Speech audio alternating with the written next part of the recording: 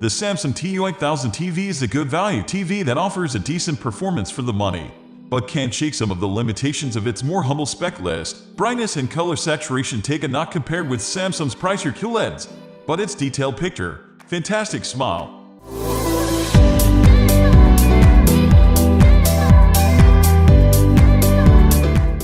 2-minute review. The Samsung TU8000 TV isn't at the top of Samsung's 8 series, which is a range that's been a great go-to option for TV buyers wanting to balance performance and price in a way that once seemed unfathomable. But although the Samsung TU8000 TV might not be the best 8 series TV you can buy, it's only a step down, sharing plenty of the TU8500's boasts, but with a more attractive price tag. It uses Samsung's Crystal LCD UHD panel technology and promises ease of use, a minimalistic design, choice of built-in voice assistant, and best-in-class smart TV system. There are also a whole host of screen sizes to choose from, so you can really make it work for your space. Price and availability. The Samsung TU8000 TV is available in the UK, US, and Australia, with the only difference being the 85-inch variant available in the US, instead of 82-inch in the UK and Australia. Other than that, the lineup is the same across all territories, including 43-inch, 50-inch, 55-inch, 65-inch, and 75-inch models. There are a few more screen sizes to choose from compared with last year's RU8000,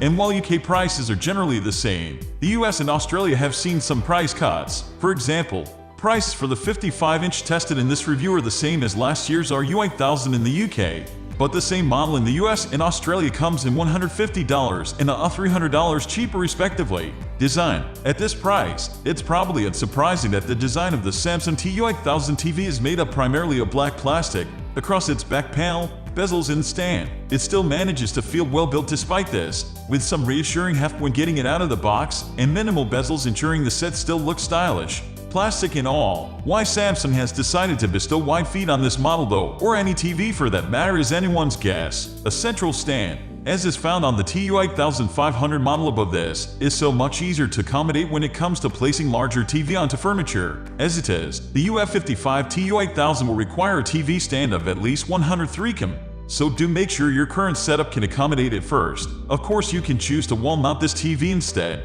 and there are no unsightly lumps or bumps on the back to make this an issue. In fact, at just 6 km thick, it should sit pretty snug to your wall. Interface. While you can get the TV set up just using the remote if you prefer, Samsung prompts you to download the Samsung SmartThings app to do it digitally instead. It works really well, even automatically adding the Wi-Fi details it digs out from your device so you don't have to mess around with on-screen keyboards, which is always welcome. It also prompts you to download any extra on-demand apps you might like on the TV and choose your voice assistant, as well as helps you get the one remote set up as a universal control for all your sources. Picture quality. This UF55 TU8000 is capable of a very good picture for its price, but the out-of-the-box settings do need a bit of work to get the most out of it, particularly with HDR content. That's because the peak brightness of this set is on the low side. Even with brightness turned up high in settings, you will likely find yourself wanting more, especially with dark scenes in well-lit rooms. So before we talk about the picture, let's talk about how to get it looking its best. The first thing to adjust here is the picture mode, which is most accurate under movie. Many will prefer the attractive cooler tones of standard, which is also slightly brighter.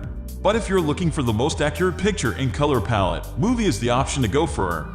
Audio performance. The Samsung TU8000 TV offers 3 audio settings to choose from in the main settings menu. It'll come with standard selected out of the box, but you can also choose the adaptive or amplified settings. We like the added wallop from adaptive, which strikes a good balance of adding some weight to the low end without losing out on too much clarity through the mid-range. That low end still lacks the power and depth you'd get from a soundbar, but does at least help to give some presence to a soundtrack and ensure it doesn't sound too thin. The treble is still a little on the sharp side, but not so much that it becomes uncomfortable to listen to.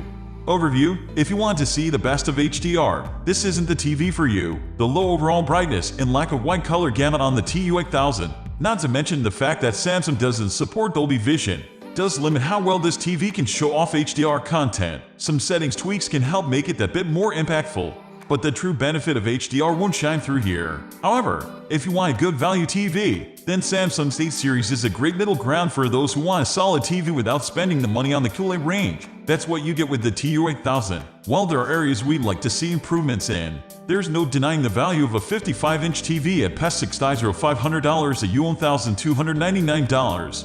We are going to end this video right away. If you have any query or information to share, please leave a comment below. Thanks for watching.